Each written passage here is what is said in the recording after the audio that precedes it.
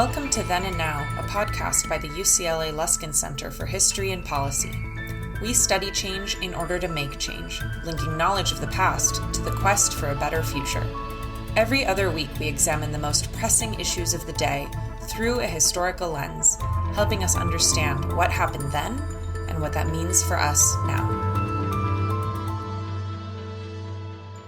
Hello, welcome to Then and Now, sponsored by the Luskin Center for History and Policy at UCLA. I am Aomar Boum, Maurice Amado Chair in Sephardic Studies, Professor of Anthropology, Near Eastern Languages and Cultures, and History at UCLA, and a faculty member of the Luskin Center. I am pleased and honored to welcome undergraduate students Skylar Weatherford and Kateri Son. Skylar, who recently graduated from UCLA with a BA in Sociology and minor in African American Studies and Education Studies. Kateri, a current undergraduate student of History. Both have been part of a 2-year-long Luskin Center research group on the history of racism and racial justice at UCLA. Skylar and Kateri worked with other undergraduate students for the last 2 years despite the challenges of the pandemic. They were guided by UCLA PhD candidates and students, including Debanjan Roychoudhury. Debanjan, a recent graduate student from the Sociology department, is also with us today. Before we start, I would like to acknowledge all of your efforts, Kateri, Skylar, and Debanjan, your resilience in these difficult times, and to thank you for this educating report on the history of race in our institution. In the last 2 years, all of you have spent months studying the history of race and racism within UCLA, researching the experiences of the first students of color at UCLA, the relationship between UCLA administrations and Black students' organizations, the role of African American students, activists, and professors within UCLA in the context of local and national politics of civil rights movements, enrollment of students of color at UCLA, the relationship between UCPD and students of color, among other questions. The report you have recently finished highlights aspects of the long history of racial politics, economic injustice, discrimination, and racial profiling mixed with urban policies in Greater LA, and the failure of the institution to meet the demands of equity, diversity, and inclusion despite the recent initiatives and progress within our institution. As local, state, and federal governments try to deal with the structural inequalities that continue to hinder economic mobility within the African American community, this report tackles similar questions at the university level to offer student-based answers and recommendations. Welcome, Kateri, Skylar, and Debanjan. I would like to start by asking you a few questions about yourself. Where are you from? How did you decide to come to UCLA? And what do you study, or what did you study, and why? You can start, Kateri, then Skylar, and Debanjan. Hi, I'm Kateri Son. I'm from Los Angeles, California, and I'm a fourth-year history major at UCLA. I decided to come to UCLA mainly because of its strong history program and its strong academics overall. And I chose to study history because I love learning about the past and about how societies across the globe lived. And I also love applying what I learned to present-day issues, which is really big at the UCLA History Department. My name is Skylar Weatherford. I am from San Diego, California. I recently graduated from UCLA, and I've had the pleasure of working on the report since.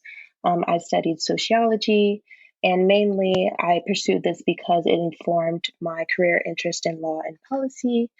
And what brought me to UCLA was that I was impressed by the culture of the student community, as well as the academic and professional resources and programming.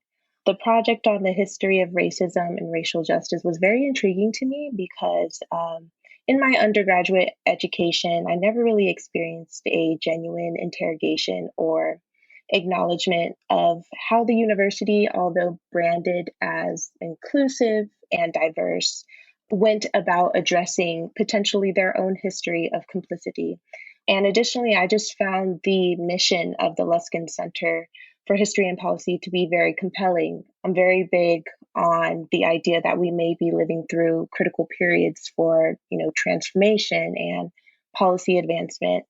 And most importantly, I think what this work does is provide the potential to promote public awareness and voice, even beyond the world of academia, where a lot of that information is often gatekept. Kateri, Debanjan, if you don't mind, let me go back to Kateri and I'll get back to you. If you can reflect on how did you make your way to this project and what attracted you and how did it evolve over time for you? So I joined on to the project fairly recently in the summer of 2021. So I haven't been there since its founding, like some of my team members, but I'm really proud of the way that the report has evolved from its earliest drafts, because I kind of came in when we had an early draft of it, until now, the final version. And I definitely witnessed the way that it changed and evolved, and we incorporated new sources, especially with challenges involving the pandemic and access to historical archives. And what really interested me about this project was the fact that I was a history major, but I had never learned about the history of UCLA and specifically the experience of students of color at UCLA. And I had also heard about other universities and their programs in their history department to address their past of racism inside their university. And so I was passionate about helping that effort here at UCLA. Thank you. Debanjan? Hi, everybody. My name is Debanjan Roychoudhury, and I'm a PhD candidate in the Department of Sociology here at the University of California, Los Angeles. I'm originally from Queens, New York, and I was drawn to UCLA actually in large part because of the rich history of both ethnic studies and the student struggle for racial justice throughout the University of California system. So I was really drawn to that aspect of UCLA and the broad array of topics and interests that are covered throughout the really, really diverse campus here. And I have not at all been let down by that expectation. And I've been really excited to work with the Luskin Center for History and Policy on this very important report. The three of us are members of a very large team that worked on this report dating back to the summer of 2020 that we now remember as a moment of rebellion and uprising. And we've been working on it all the way up until now in 2022. And we're really proud of the work we've put in. And I was drawn because I was actually recommended by my awesome advisor, Dr. Marcus Hunter, who I also came to UCLA specifically to work with. And it's been a pleasure and one of my favorite projects that I've been able to be a part of here at UCLA. Thank you so much, Debanjan. I think it has personally, for me, as one of the mentors of this project, it has been really a pleasure and honor to have you as a graduate student in this project. So I want to open up the discussion a little bit about the details of this project. I want to start with you, Debanjan. The title of the report is History of Racism and Racial Justice at UCLA. Can you tell us about what prompted this report? What is it about? And what are the key questions it researched? Absolutely. Thank you so much. And it's, again, as you said, been a pleasure to watch this report really grow and blossom, especially with such an excellent, diverse, and versatile team that has worked on the report together. So the report emerged as a lot of the recent movements for racial justice, economic justice, global justice in light of the COVID-19 pandemic that's ravaged our communities of color, our working class communities especially, and around the world has affected the global South and developing countries in a way that's completely unprecedented in many ways. And amidst that, we also watched the worldwide protests in the wake of the horrific killings of George Floyd, Breonna Taylor, and countless others.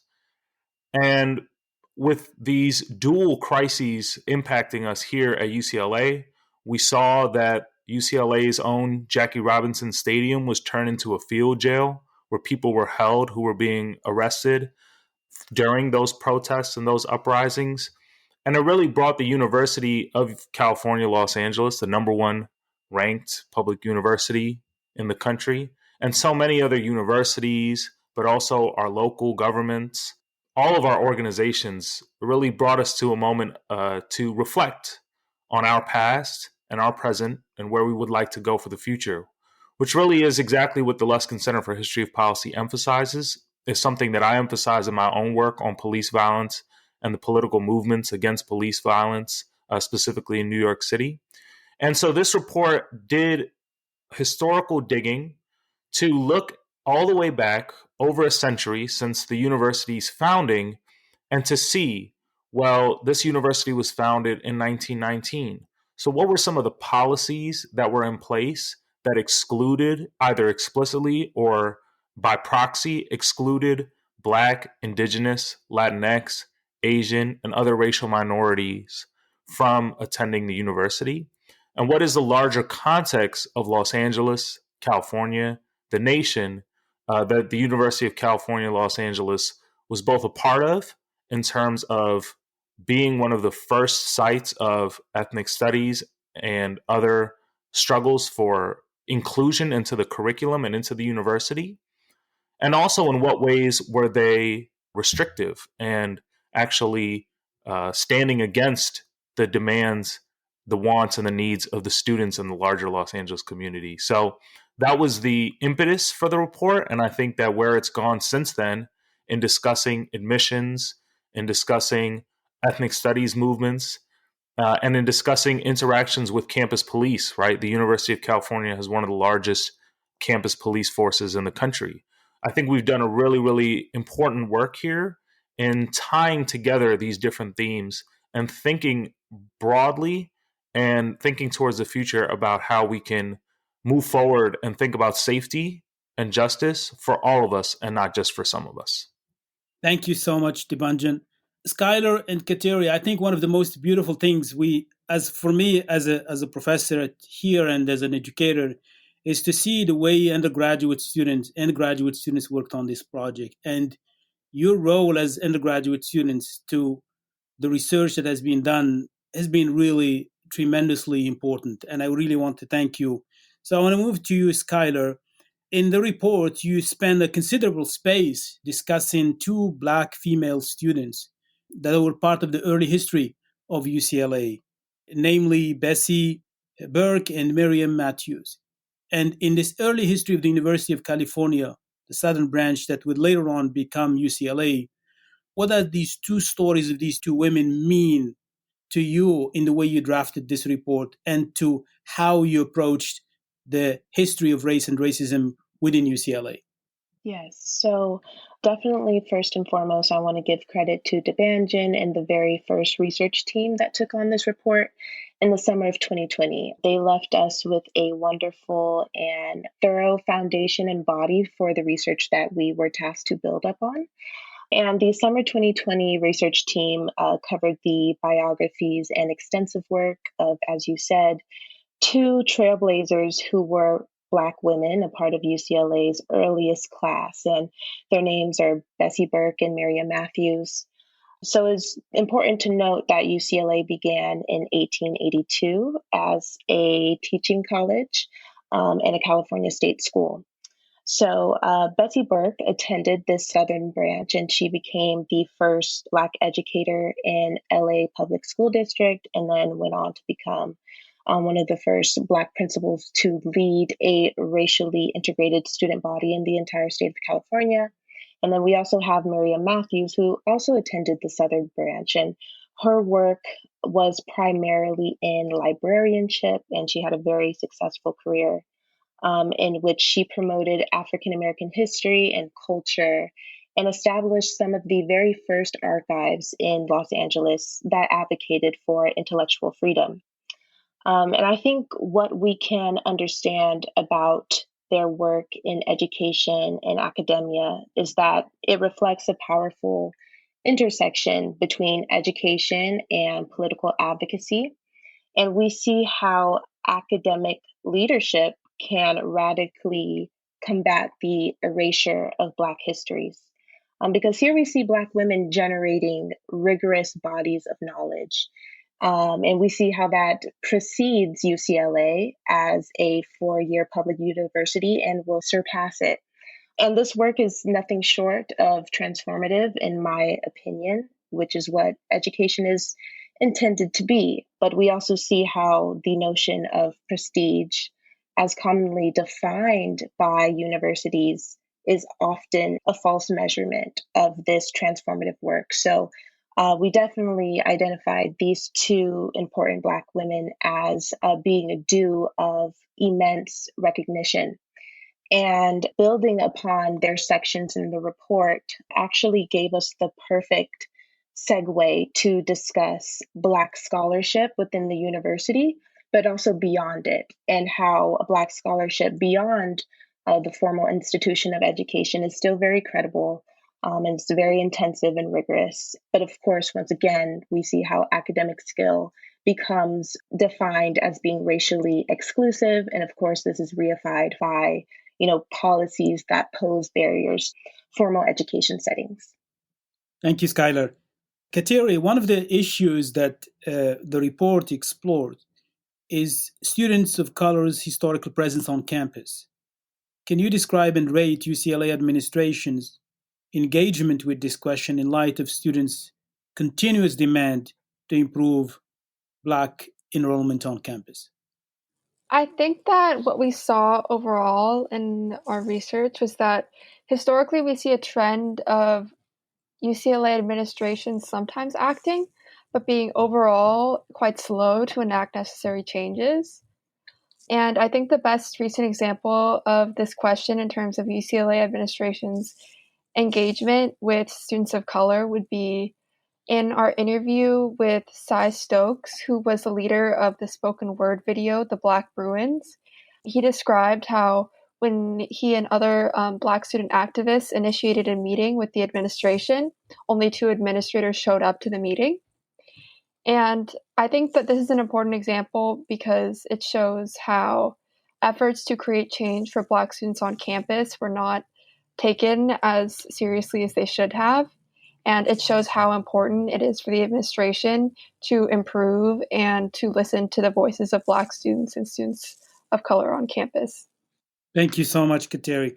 Skylar, I want to go back to you and ask you about a particular individual that I think you can't talk about the civil rights movement and the Black history at UCLA without talking about the icon of Angela Davis. So how do you situate her story in this story of race and racism that your team looked at? Of course. I believe that, or what we saw in this report is that the hiring and the firing of Angela Davis brought about an inherent contradiction of the university in whether it is committed to appearing progressive or acknowledging and honoring Black scholarship, its faculty and its students. And this is reflected not only in the way that we hire faculty or enroll students of color, but also retain them. And this is the tension that we see even today. And I think it places into question the scope of academic freedom, how universities take the definition of academic freedom on and potentially redefine it. And because of the continuous opposition from the regents and direct pressure from the Governor Reagan at the time, Davis was shortly terminated not too long after she was hired. And this provided more fuel to assert that radical Black scholars are not qualified, or more so, do not have the skill to teach at PWIs. And we know that this is the lie. And we know that it is intended to be a racially exclusive notion. And I think even today, we are still navigating how the university can commit itself in a genuine way to social change, and how that produces tension within its own aims to maintain exclusivity. Thank you, Skylar. Kateri, the question of race and racism within UCLA has been directly and indirectly tied to the ongoing debate over ethnic studies and faculty as well as student activism on campus. So, what are the points that your report came up with as far as this question of links between race and Black experiences and ethnic studies within UCLA and within the UC system in general? One of the first things we noticed is how intricately linked student activism and the establishment of ethnic studies programs at UCLA were. And that's kind of why in our report we tie them together a lot because of how interconnected they are.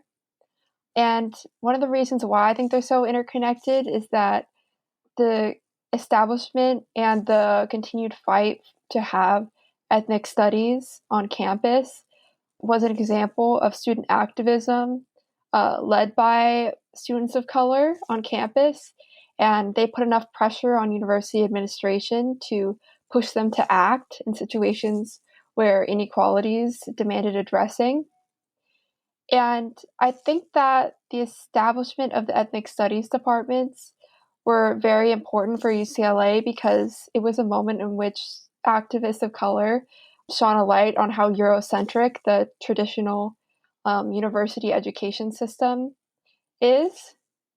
And I think it's also important to remember that the fight to not only establish these programs, but also to keep them funded and running was ongoing for decades.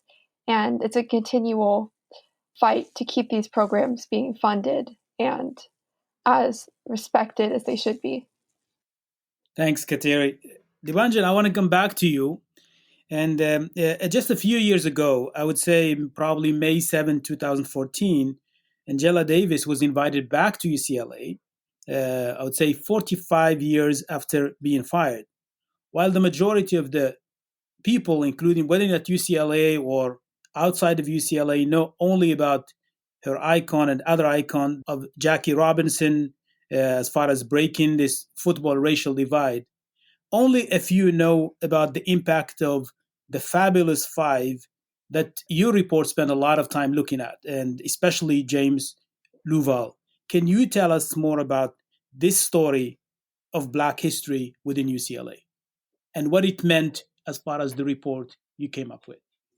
Absolutely. And it's really a pleasure to pick up where my colleagues Kateri and Skylar left off, because I think they did a great job of laying out, I think, one of the principal themes we found in our report, which is that students, faculty, activists on the ground, community members have pushed UCLA to do better and to be better. UCLA has often not heeded that at first and then gone back and acknowledged there needs to be more done and will absorb some of those recommendations or criticisms into the UCLA brand.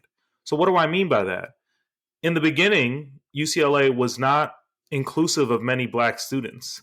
In the year of 1939, when the iconic Jackie Robinson, future Mayor Tom Bradley, Ray Bartlett, Woody Strode, and Kenny Washington were recruited as the Fabulous Five that you mentioned, African Americans made up only 50 of UCLA's 9,600 students that year.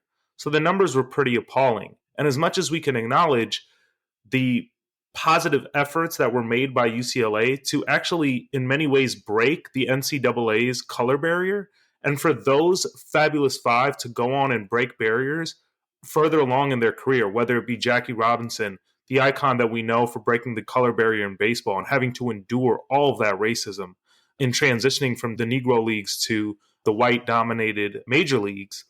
Or we recognize Tom Bradley for being the first Black mayor of LA and serving for several terms and being quite successful at doing so, even in having to deal with the anti-Black racism that has been a part of LA's history for decades, for centuries. And at the same time, we don't quite recognize some of those accomplishments on campus and beyond. So, for example, James Louval, who you mentioned, who Louval Commons is named after, many of us who were on this report were shocked to know that Louval was a Black man. That was just mind-blowing after having spent so much time there. A lot of us will grab food there on a, in between classes or in between, just stopping by. It's a meeting spot. It's a name that we know, but we don't know who Luval is. And we found that to be such a shame. And we found that to be the case for a lot of the monuments to Black life at UCLA. We see the number 42, but we don't see the faces of the Fabulous Five. We don't see Bessie Burke and Miriam Matthews as we should. And yes, we have a Black Bruin Resource Center now, but how long was that fought for before the university sort of conceded, right? And we don't want to make it seem like, oh, the university is just vehemently against doing right by Black students, but we have to acknowledge that much of the acknowledgement of what is needed comes way after students are demanding it. And then it becomes absorbed as part of the brand. Another great example of this is how the ethnic studies centers were founded through protests and activism in the 1960s, but it wasn't until the 1990s that we actually get departments and funding and faculty lines and PhD programs. And some of our ethnic studies programs still don't have PhD programs. And it begs the question, why? What is the furthest extent we're willing to take the conversation, and how much of Black life, Indigenous life, American Indian studies, Asian American studies, Chicano and Central American studies, African American studies, how much are they a part of the university, and how much of that is a challenge to the very notion of a white-centered, Eurocentric university system and curriculum in general? And I think that the presence of Black athletes at UCLA has long been attention, because UCLA prides itself on its athletics and prides itself on its Black male athletes. But shout out to Cy Stokes and all the brothers who've come before who pointed out, why are there more NCAA championships for a long time than there were Black men who attended UCLA in the undergraduate class? And as we go over in the report, and we really hope and sincerely urge you all to read it and engage with us and add to this history, because it's not complete. It's not exhaustive. We did a lot of work, but there's so much more to add. But to add to that history of understanding how Black life can, on one hand, be celebrated and completely shunned and denied, and how it's not only enough to celebrate the Black accomplishments of folks like the Fabulous Five, right, who went on to have tremendous careers and do great things in civics, in sports, in science. It's not enough to celebrate the Arthur Ashes, the Miriam Matthews, the Bessie Burkes, and the countless other numbers of individual figures. But systematically, what has UCLA done to acknowledge the fact, for example, that Westwood was completely redlined? Black people were not allowed in Westwood when those early alumni were attending UCLA. They were commuting from other parts of LA where they were allowed to live and buy homes. So how is that acknowledged now in the history of what Westwood is, of what UCLA is, of what our ethnic studies programs are? Yes, it's important to acknowledge the milestones and the achievements, but it's just as important to acknowledge the shortcomings, especially in the wake of Prop 209 and the end of affirmative action. And I think that that's something that we found to be a constant back and forth and a tension, is that on one hand, there are efforts made to increase enrollment, but then who are the types of students that are being enrolled? How does that become a tension around the high potential program, for example? How does radicalism among the student body, not just at UCLA, but around the country in the 1960s and the 1970s, how does that lead to difference in the university, but also a maintenance of the status quo? And here we are in 2022, over 100 years since UCLA's founding, asking ourselves those same questions. It is not just enough to include or enroll Black students. It has to be a fundamental transformation of the university to be a space where Black scholarship, Indigenous life, Black life are honored, acknowledged, and are in many ways center to the university project, not on the periphery, not on the margins, right? Front and center. In Campbell Hall, we know that that's where, tragically, John Huggins and Bunchy Carter were assassinated. Do we see that in the living memory? Do we have a walking tour of Black and POC history at UCLA? That's something that we want to work on, and that's something that we hope to really spread as this report becomes publicized. But yeah, I hope that kind of does enough justice to answer that question, because it's really difficult to juggle the notion of wanting to hire Angela Davis and then immediately firing her, right? And yes, that's pressures that are coming from beyond UCLA, but how does UCLA either become complicit in larger agendas around, say, anti-communism, anti-blackness, anti-intellectualism, however you want to call it, and how are they also at the same time resisting and being in many ways a trailblazer for other universities, right? In establishing Chicano studies centers, in establishing African American studies centers, in establishing American Indian studies and Asian American studies. But that only happens because of the students. That only happens because of the communities, the faculty, the staff, the people who fall on the ground. And you see that at any point throughout UCLA's history, when something happens that benefits the entire college community, it's starting with student activists, faculty, putting their own careers often and their own education on the line to promote something that ultimately benefits the university at large and then becomes absorbed as part of the university's rhetoric, right? We are the place where the Fabulous Five went. We are the place where, et cetera, et cetera. So it's complicated, but it was a lot of fun to research and be part of that and to shed light on that rich history. And again, I'm just honored to be here. And Skylar and Kateri and all the folks who worked on this report did an amazing job. And we really hope that you'll engage with us. I think, yes, it's complicated, but the way you, Skylar, and Kateri explained it, it's clear. And I would say that you are now a scholars of race at UCLA. You've got the native insights. I would say the native anthropological insights, but also your ability to connect these individual stories using the archive, despite the struggles, despite the fact that the library and the university archives were closed during the pandemic. I really commend you and thank you for all the efforts you made to write this report. So my last question before we end here is that what conclusion or conclusions, all of you, this is a question for all of you, did you draw from this experience, and what advice would you offer to students of color, students in general at UCLA, and the current as well as future administrators at UCLA? Let's start with Kateri. The main advice that I would give, based on everything that we learned through the process of researching the report, is that I believe it's crucial for UCLA to promote and call more attention to, as Debanjan mentioned, the history of Black students and students of color at UCLA, as it's such a long history and a rich history, and I feel that it's not as known as it should be on campus, and there isn't as much awareness of UCLA's origins as a teaching college and as a place where Black students and students of color were trailblazers.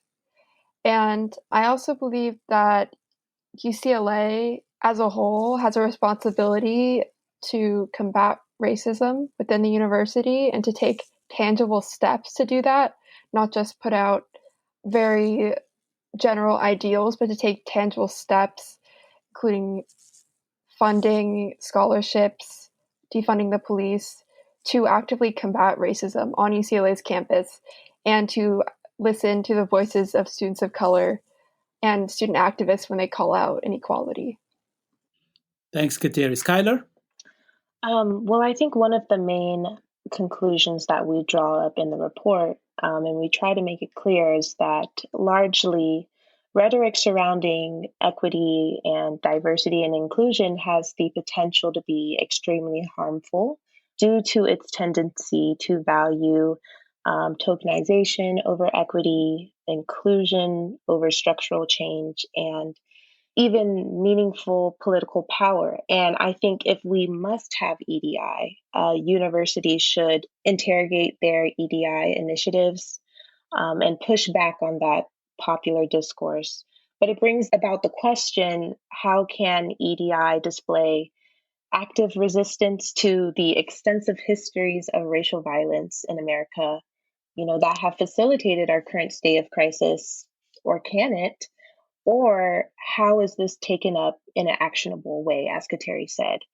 And I think that may look different for different universities, but it's definitely something in which students, must be granted a substantial amount of power in and positions of power in which they can contribute to the decision making, because we cannot simply assume what the demands are.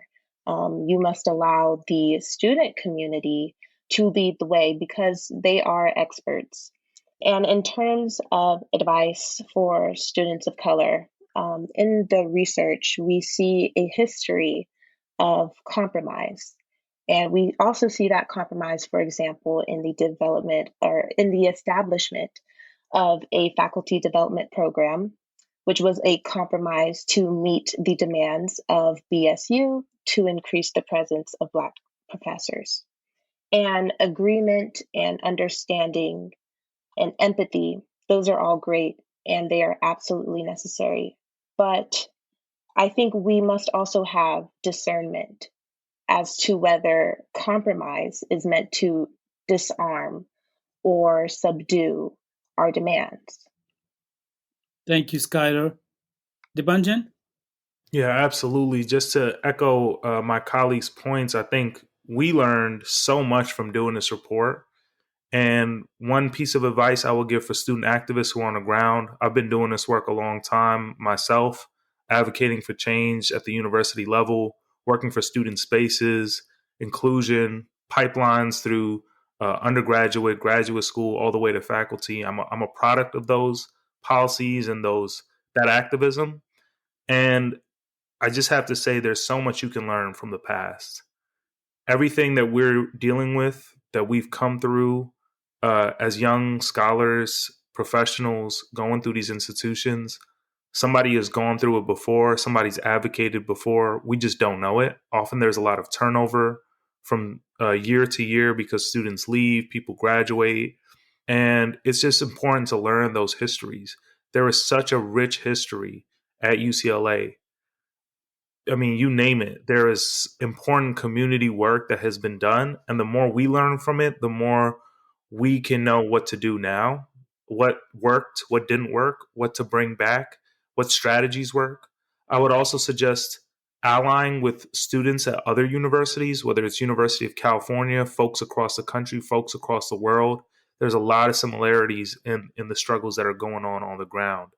So I would say look to the past, look to your allies, to your peers, and also look within and don't give all of yourself to the institution. One thing we've learned from studying the lives and the work of so many folks who've come before us who fought to make UCLA a place that was moderately more accessible for us today is that they often didn't get from the university all that they gave to it. And what's important is to recognize that you are here to learn, to have opportunities, to grow. And as much as we want to shift policies within our institution, we also have to make sure we set ourselves up for the long haul, right? It's a marathon, not a sprint. Do not burn yourself out. It will take a lot out of you. So keep fighting the good fight, keep struggling. Remember that you are part of a long history and you are part of a broad community that is struggling together. And we saw that in 2020. We've seen that for a long time now. So that was something that really, really stuck out to me and stuck out to us. And just to be a part of this team was magnificent in that effort because we were all undergoing this pandemic together. We were all undergoing, racism throughout the world, throughout the country. We were constantly inundated with news, and yet we still get to work. We still put the pen to the paper, put the fingers to the keys. We look through the archives. We do what we can. We conduct interviews. And this is a mighty project that I think can have a lot of impact here and beyond. And so my advice is to keep going, keep struggling, and remember that this is part of a long, long journey. And yeah, I think oftentimes that tension is something that we just need to be honest about. UCLA, the University of California, has its own paper trail. It has its own donors. It has its own beneficiaries. And a lot of that has nothing to do with students and student life. A lot of that has not that much to even do with how faculty get hired, right? Some of this is beyond just the university itself. And the more we know about that, the more we learn about divest missions, the more we learn about our university's endowments, where the money comes from, the better we can understand why our needs often aren't met and why there is always so much funding for, as we mentioned before, things like the UCPD. That's part of this history too. It's because of the protests. It's because the University of California did not want outside police presence from Los Angeles County to come in. So they got a police force of their own. And they're constantly concerned about stopping protests and oftentimes stopping, Black and brown individuals. So in light of that, we endure, we persevere, we go to work, we study, we do well in our classes, we succeed, and we go on to become the people that then often can be used to promote the university's image. And I don't mean that cynically, I just mean that realistically. It's the reality for any institution, not just UCLA. But, we endure regardless, and we continue to do that work. And ultimately, it benefits everybody. The work that Black and brown, Indigenous, what people have had to endure at UCLA and in this country and in this period of colonialism and post-colonialism, it has ultimately been for the benefit of everybody, those rights that were fought for. And it's made the entire university a better place to be and a better place to study. So we honor those voices, we thank those ancestors, and we continue on in that work. So that would be my advice and my conclusion. Again, I really hope you engage critically with the report itself, because I think you'll all find some really, really interesting, beautiful, and often dark historical memories there. But all of that information helps us in continuing this fight. Thank you so much, Debanjan. And thank you, Skylar. Thank you, Kateri. And thanks to all of the students who are not present with us today, who were part of this amazing project. For me, and I'm sure for Eddie Cole and for David Myers, the two other professors who have been mentoring this project. For us, I think what's really important is the fact to see you as graduate and undergraduate students working together, collaborating, thinking about ideas, and even despite all the challenges, being able to produce this document. So thank you for joining us on Then and Now. And thank you to our listeners out there. Let us know your thoughts on this or other episodes of Then and Now by emailing us at luskincenter@history.ucla.edu. Special thanks to our executive producer, Maya Ferdman, and many thanks to my colleague, Eddie Cole and David Myers, for their mentorship to this group in the last 2 years. Until next time, wishing you a pleasant and safe day. Thank you for listening to Then and Now, a podcast by the UCLA Luskin Center for History and Policy. You can learn more about our work or share your thoughts with us at our website, luskincenter.history.ucla.edu. Our show is produced by David Myers and Maya Ferdman, with original music by Daniel Reichman. Special thanks to the UCLA History Department for its support, and thanks to you for listening.